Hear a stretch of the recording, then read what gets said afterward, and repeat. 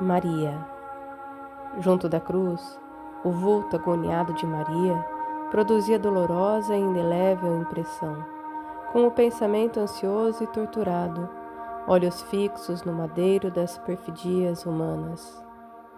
A ternura materna regredia ao passado em amarguradas recordações. Ali estava, na hora extrema, o filho bem-amado.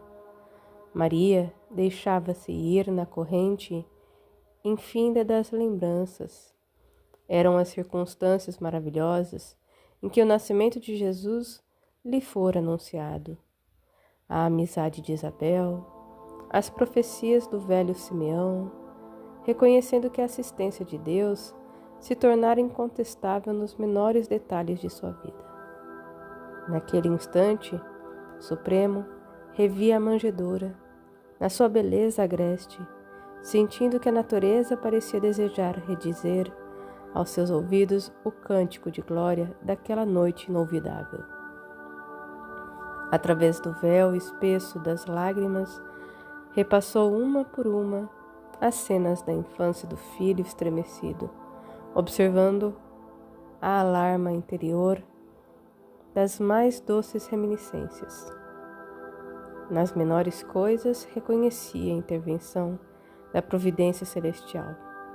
Entretanto, naquela hora seu pensamento vagava também pelo vasto mar das mais aflitivas interrogações. Que fizera Jesus por merecer tão amargas penas? Não o vira crescer de sentimentos imaculados sob o calor de seu coração? Desde os mais tenros anos, quando o conduzia à fonte tradicional de Nazaré, observava o carinho fraterno que dispensava a todas as criaturas. Frequentemente ia buscá-lo nas ruas empedradas, onde a sua palavra carinhosa consolava os transeuntes desamparados e tristes. Viandantes, misérrimos, vinham à sua casa modesta louvar o filhinho idolatrado, que sabia distribuir as bênçãos do céu. Com que enlevo recebia os hóspedes inesperados que suas mãos minúsculas conduziam à carpintaria de José. Lembrava-se bem de que um dia a divina criança guiara a casa dos malfeitores publicamente reconhecidos como ladrões do vale de Misepe. E era de ver-se a amorosa solicitude com que seu vulto pequenino cuidava dos desconhecidos, como se fossem seus irmãos. Muitas vezes comentara a excelência daquela virtude santificada, receando pelo futuro de seu adorável filhinho. Depois do caricioso ambiente doméstico, era a missão celestial, dilatando-se em colheita de frutos maravilhosos. Eram paralíticos que retomavam os movimentos da vida, cegos que se reintegravam nos sagrados dons da vida. Criaturas famintas de luz e de amor que se saciavam na sua lição de infinita bondade. Que profundos desígnios haviam conduzido seu filho adorado à cruz do suplício? Uma voz amiga lhe falava ao espírito, dizendo das determinações insondáveis e justas de Deus, que precisam ser aceitas para a redenção divina das criaturas. Seu coração rebentava em tempestades de lágrimas irreprimíveis. Contudo, no santuário da consciência, repetia a sua afirmação de sincera humildade. Faça-se na escrava a vontade do Senhor. De alma angustiada, notou que Jesus atingira o último limite dos padecimentos inenarráveis. Alguns dos populares mais exaltados multiplicavam as pancadas, enquanto as lanças riscavam o ar em ameaças audaciosas e sinistras. Ironias mordazes eram proferidas a esmo, dilacerando-lhe a alma sensível e afetuosa. Em meio de algumas mulheres compadecidas que lhe acompanhavam o angustioso transe, Maria reparou que alguém lhe pousara a mão de leve sob os ombros. Deparou-se-lhe a figura de João, que, vencendo a pusilanimidade criminosa em que haviam mergulhado os demais companheiros, lhe estendia os braços amorosos e reconhecidos. Silenciosamente, o filho de Zebedeu abraçou-se àquele triturado coração maternal. Maria deixou-se enlaçar pelo discípulo querido e ambos, ao pé do madeiro, em gesto súplice, buscaram ansiosamente a luz daqueles olhos misericordiosos no cúmulo dos tormentos. Foi aí que a fronte do divino supliciado se moveu vagarosamente, revelando perceber a ansiedade daquelas duas almas em extremo desalento. Meu filho, meu amado filho, exclamou a mártir, em aflição diante da serenidade daquele olhar de melancolia intraduzível. O Cristo pareceu meditar no auge de suas dores, mas como se quisesse demonstrar no instante derradeiro a grandeza de sua coragem e a sua perfeita comunhão com Deus, replicou com significativo movimento dos olhos vigilantes: Mãe, eis aí teu filho. E dirigindo-se de modo especial, com um leve aceno ao apóstolo, disse: Filho, eis aí tua mãe. Maria envolveu-se no véu de seu pranto doloroso, mas o grande evangelista compreendeu que o Mestre, na sua derradeira lição, ensinava que o amor universal era sublime coroamento de sua obra. Entendeu que no futuro a claridade do reino de Deus revelaria aos homens a necessidade da cessação de todo o egoísmo e que no santuário de cada coração deveria existir a mais abundante cota de amor, não só para o círculo familiar, senão também para todos os necessitados do pão, e que no templo de cada habitação permaneceria a fraternidade real, para que a assistência recíproca se praticasse na terra, sem serem precisos os edifícios exteriores, consagrados a uma solidariedade claudicante. Por muito tempo, conservaram-se ainda ali em preces silenciosas, até que o Mestre, exânime, fosse arrancado à cruz, antes que a tempestade mergulhasse a paisagem castigada de Jerusalém num dilúvio de sombras. Após a separação dos discípulos, que se dispersaram por lugares diferentes para a difusão da boa nova, Maria retirou-se para Betânia, onde alguns parentes mais próximos a esperavam com especial carinho. Os anos começaram a rolar, silenciosos e tristes, para a angustiada saudade de seu coração.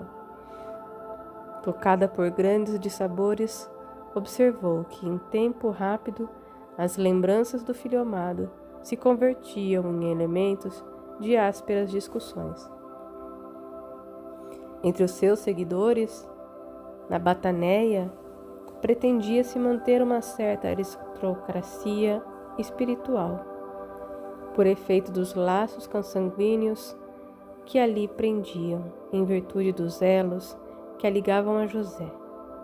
Em Jerusalém, digladiavam-se os cristãos e os judeus com veemência e acrimônia. Na Galiléia, os antigos cenáculos simples e amoráveis da natureza estavam tristes e desertos.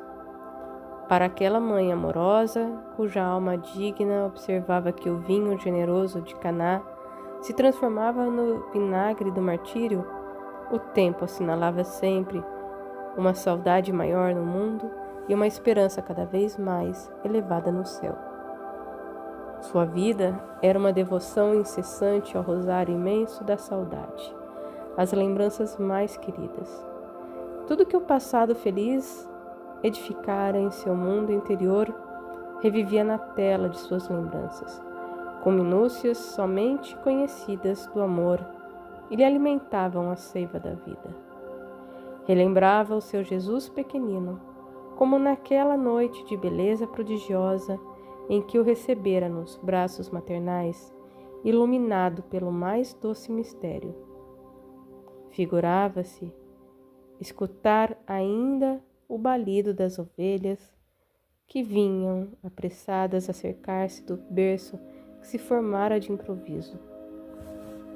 E aquele primeiro beijo, feito de carinho e de luz, as reminiscências envolviam a realidade longínqua de singulares belezas para o seu coração sensível e generoso. Em seguida, era o rio das recordações desaguando sem cessar na sua alma rica de sentimentalidade e ternura. Nazaré lhe voltava a imaginação com as suas paisagens de felicidade e de luz. A casa singela, a fonte amiga, a sinceridade das afeições, o lago majestoso. E no meio de todos os detalhes, o filho adorado, trabalhando e amando no erguimento da mais elevada concepção de Deus entre os homens da terra. De vez em quando, parecia vê-lo em seus sonhos repletos de esperança.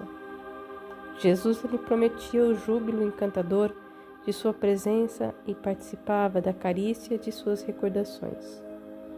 A esse tempo, o filho de Zebedeu, tendo presentes as observações que o mestre lhe fizera da cruz, surgiu na Bataneia, oferecendo àquele espírito saudoso de mãe o refúgio amoroso de sua proteção. Maria aceitou o oferecimento com satisfação imensa. E João lhe contou a sua nova vida. Instalara-se definitivamente em Éfeso, onde as ideias cristãs ganhavam terreno entre almas devotadas e sinceras. Nunca olvidara as recomendações do Senhor e, no íntimo, guardava aquele título de filiação como das mais altas expressões de amor universal para com aquela que recebera o Mestre nos braços veneráveis e carinhosos. Maria escutava-lhe as confidências, um misto de reconhecimento e de ventura. João continuava a expor-lhe os seus planos mais insignificantes. Levá-la-ia consigo, andariam ambos na mesma associação de interesses espirituais. Seria seu filho desvelado, enquanto receberia de sua alma generosa a ternura maternal nos trabalhos do Evangelho. Demorara-se a vir, explicava o filho de Zebedeu, porque lhe faltava uma choupana onde se pudesse abrigar. Entretanto, um dos membros da família real de Adiabane, convertido ao amor do Cristo, lhe doara uma casinha pobre ao sul de Éfeso, distante 3 léguas aproximadamente da cidade. A habitação simples e pobre demorava num promontório de onde se avistava o mar. No alto da pequena colina, distante dos homens e no altar imponente da natureza, se reuniam ambos para cultivar a lembrança permanente de Jesus. Estabeleceriam um pouso e refúgio aos desamparados, ensinariam as verdades do Evangelho a todos os espíritos de boa vontade. E como mãe e filho, iniciariam uma nova era de amor na comunidade universal. Maria aceitou alegremente.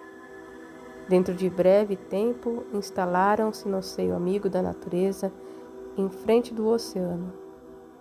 Éfeso ficava pouco distante, porém todas as adjacências se povoavam de novos núcleos de habitações alegres e modestas. A casa de João, ao cabo de algumas semanas, se transformou num ponto de assembleias adoráveis, onde as recordações do Messias eram cultuadas por espíritos humildes e sinceros. Maria externava as suas lembranças, falava dele com maternal enternecimento, enquanto o apóstolo comentava as verdades evangélicas, apreciando os ensinos recebidos. Vezes inúmeras, a reunião somente terminava noite alta, quando as estrelas tinham maior brilho. E não foi só. Decorridos alguns meses, grandes fileiras de necessitados acorriam ao sítio singelo e generoso. A notícia de que Maria descansava agora entre eles espalhara um clarão de esperança por todos os sofredores, ao passo que João pregava na cidade das verdades de Deus. Ela atendia, no pobre santuário doméstico, aos que a procuravam, exibindo-lhe suas úlceras e necessidades. Sua choupana era tão conhecida pelo nome de Casa da Santíssima. O fato tivera origem em certa ocasião, quando um miserável leproso, depois de aliviado em suas chagas, osculou as mãos, reconhecidamente murmurando: Senhora, sois a mãe de nosso Mestre e nossa Mãe Santíssima. A tradição criou raízes em todos os espíritos. Quem não lhe devia o favor de uma palavra maternal nos momentos mais duros? E João consolidava o conceito, acentuando que o mundo lhe seria eternamente grato, pois fora pela sua grandeza espiritual que o emissário de Deus pudera penetrar a atmosfera escura e pestilenta do mundo para balsamizar os sofrimentos da criatura. Na humildade sincera, Maria se esquivava às homenagens afetuosas dos discípulos de Jesus, mas naquela confiança filial com que lhe reclamavam a presença, era para sua alma um brando e delicioso tesouro do coração. O título de maternidade fazia vibrar em seu espírito os cânticos mais doces. Diariamente acorriam os desamparados, suplicando a sua assistência espiritual. Eram velhos trôpegos e desencanados do mundo, que lhe vinham a ouvir as palavras confortadoras e afetuosas, enfermos que invocavam a sua proteção, mães infortunadas que pediam a bênção de seu carinho. Minha mãe, dizia um dos mais aflitos, como poderei vencer as minhas dificuldades? Sinto-me abandonado na estrada escura da vida. Maria lhe enfiava o olhar amoroso da sua bondade, deixando nele transparecer toda a dedicação enternecida de seu espírito maternal. Isso também passa, dizia ela, carinhosamente. Só o reino de Deus é bastante forte para nunca passar de nossas almas, como eterna realização do amor celestial. Seus conceitos abrandavam a dor dos mais desesperados, desanuviavam o pensamento obscuro dos mais acabrunhados. A igreja de Éfeso exigia de João a mais alta expressão de sacrifício pessoal, pelo que, com o decorrer do tempo, quase sempre Maria estava só. Quando a legião humilde dos necessitados descia o promontório desataviado, rumo aos lares mais confortados e felizes. Os dias e semanas, os meses e os anos passaram incessantes, trazendo-lhe as lembranças mais ternas. Quando sereno e azulado o mar lhe fazia voltar a memória ao Tiberíades distante. Surpreendia no ar aqueles perfumes vagos que enchiam a alma da tarde, quando seu filho, de quem nenhum instante se esquecia, reunindo os discípulos amados, transmitia ao coração do povo aos loçanias da Boa Nova. A velhice não lhe acarretara nem cansaços nem amarguras. A certeza da proteção divina lhe proporcionava ininterrupto consolo, como quem transpõe o dia em labores honestos e proveitosos. Seu coração experimentava grato repouso, iluminado pelo luar da esperança e pelas estrelas fulgurantes da crença imorredoura. Suas meditações eram suaves colóquios com as reminiscências do filho muito amado. Súbito, recebeu notícias de que um período de dolorosas perseguições se havia aberto para todos os que fossem fiéis à doutrina do seu Jesus divino. Alguns cristãos banidos de Roma traziam a Éfeso as tristes informações. Em obediência aos éditos mais injustos, escravizavam-se. Os seguidores do Cristo destruíam-se-lhes os lares, metiam-nos a ferros nas prisões, falavam-se de festas públicas, em que seus corpos eram dados como alimento a feras insaciáveis em horrendos espetáculos. Então, num crepúsculo estrelado, Maria entregou-se às orações, como de costume, pedindo a Deus por todos aqueles que se encontrassem em angústias do coração por amor de seu filho. Embora a soledade do ambiente, não se sentia só. Uma como força singular lhe banhava a alma toda. Aragens suaves sopravam do oceano, espalhando os aromas da noite que se povoava de astros amigos e afetuosos, e em poucos minutos a lua plena participava igualmente desse concerto de harmonia e de luz. Enlevada nas suas meditações, Maria viu aproximar-se o vulto de um pedinte. "Minha mãe", exclamou o recém-chegado, como tantos outros que recorriam a seu carinho. "Venho fazer-te companhia e receber a tua bênção." Maternalmente, ela o convidou a entrar, impressionada com aquela voz que lhe inspirava profunda simpatia. O peregrino lhe falou do céu, confortando-a delicadamente. Comentou as bem-aventuranças divinas que aguardam a todos os devotados e sinceros filhos de Deus, dando a entender que lhe compreendia as mais ternas saudades do coração.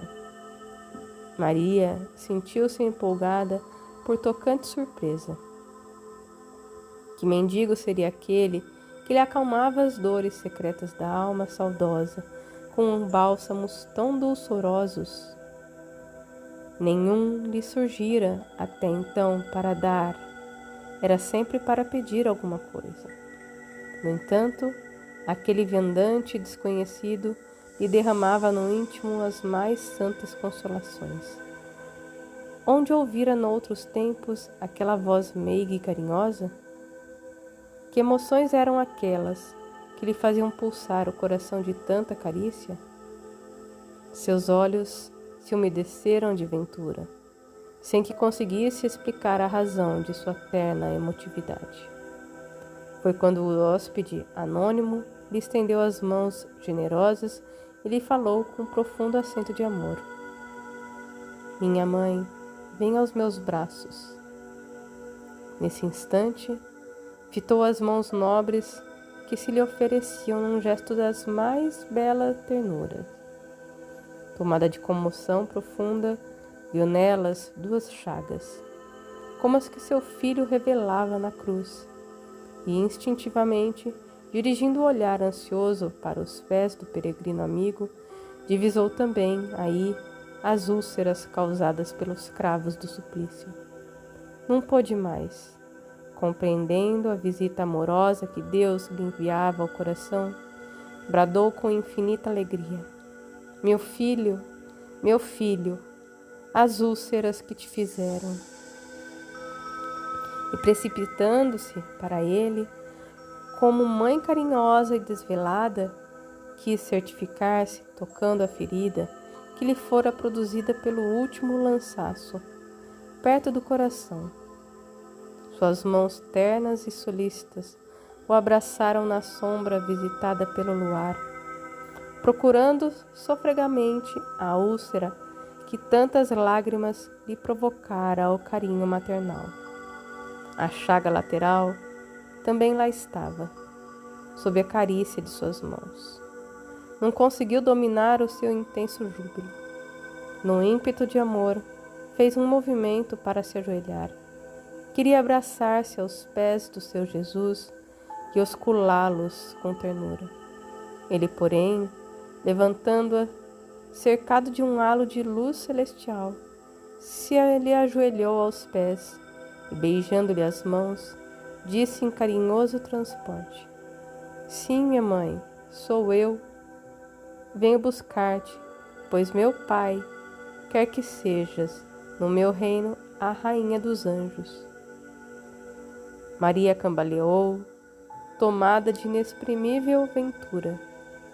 Queria dizer da sua felicidade, manifestar seu agradecimento a Deus, mas o corpo, como se lhe paralisava, enquanto aos seus ouvidos chegavam os ecos suaves da saudação do anjo, qual se a entonassem 1000 vozes cariciosas por entre as harmonias do céu.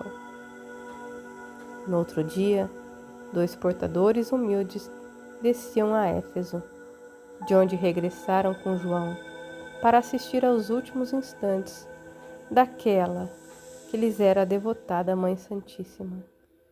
Maria já não falava. Numa inolvidável expressão de serenidade, por longas horas, ainda esperou a ruptura dos derradeiros laços que aprendiam a vida material. Alvorada, desdobrava o seu formoso leque de luz, quando aquela alma eleita se elevou da terra, onde tantas vezes chorara de júbilo, de saudade e de esperança. Não mais via seu filho bem-amado, que certamente a esperaria com as boas-vindas no seu reino de amor. Mas extensas multidões de entidades angélicas a cercavam cantando hinos de glorificação. Experimentando a sensação de se estar afastando do mundo, desejou rever a Galileia com os seus sítios preferidos.